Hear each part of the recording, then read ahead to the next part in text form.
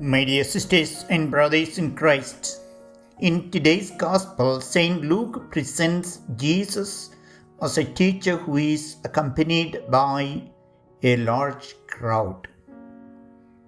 He is teaching while on his journey to Jerusalem. The people recognized that there was not only something new and different in his teaching, but also a unique authority. His divinity became evident to them through the many miracles he performed, healing the sick, casting out demons, feeding the multitudes, and even raising the dead.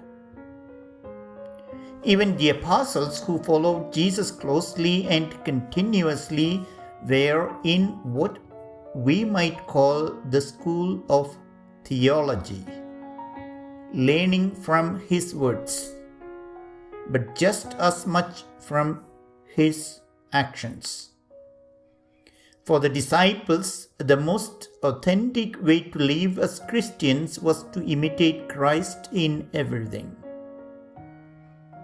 However, the content of today's Gospel is particularly challenging, especially when we try to understand it from a modern perspective. Jesus says that one must hate one's own father and mother, wife and children, brothers and sisters, and even one's own life in order to be his disciple. This is jarring to hear, especially since we are always taught that the heart of the gospel is love of God and love of neighbor. So why would Jesus speak in such strong and seemingly contradictory language? To understand the deeper meaning of this passage, we must take into account the historical and social context in which early Christians lived.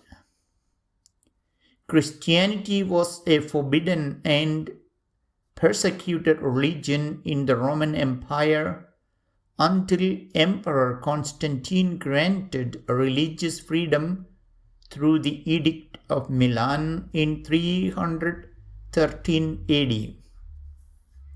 When St. Luke wrote his Gospel, sometime after the resurrection of the temple in Jerusalem in 70 AD, Christians were already enduring severe persecution. Many believers were rejected or by their own families because of their decision to follow Christ. So this gospel passage would have been a powerful source of consolation and encouragement for them. In their experience, Jesus' words were not just metaphorical, they were literally fulfilled in their lives.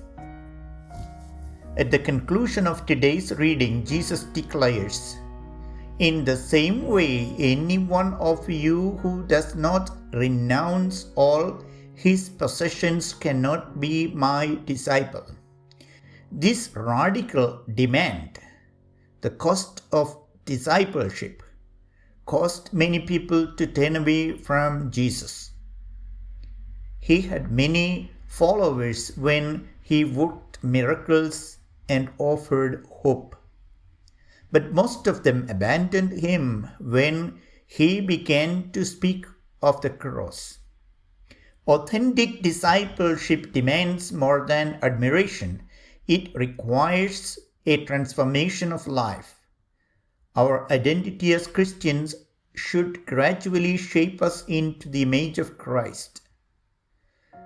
Discipleship is not merely a one-time declaration of faith, but rather a daily commitment to live according to the values of the gospel with purpose and conviction. Dear sisters and brothers in Christ, each of us is invited to make a choice in following Jesus. A radical choice for Christ often requires radical renunciations. If Saint Francis of Assisi had not given up his wealth, privilege, and family attachments in order to follow Jesus more closely, we might never have heard of him as the second Christ. He inspires us because of the radical freedom with which he loved Christ above all. Today, each one of us is called to bring Christ into our homes, our families, and our wider communities. Faith is not meant to remain hidden or private. It must be lived, practiced, and joyfully shared. Let us begin by speaking with those around us about the hope and joy of being Christian.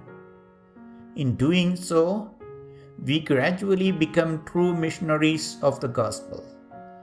And one day, we too will share in the eternal reward prepared for those who have loved and served Christ faithfully.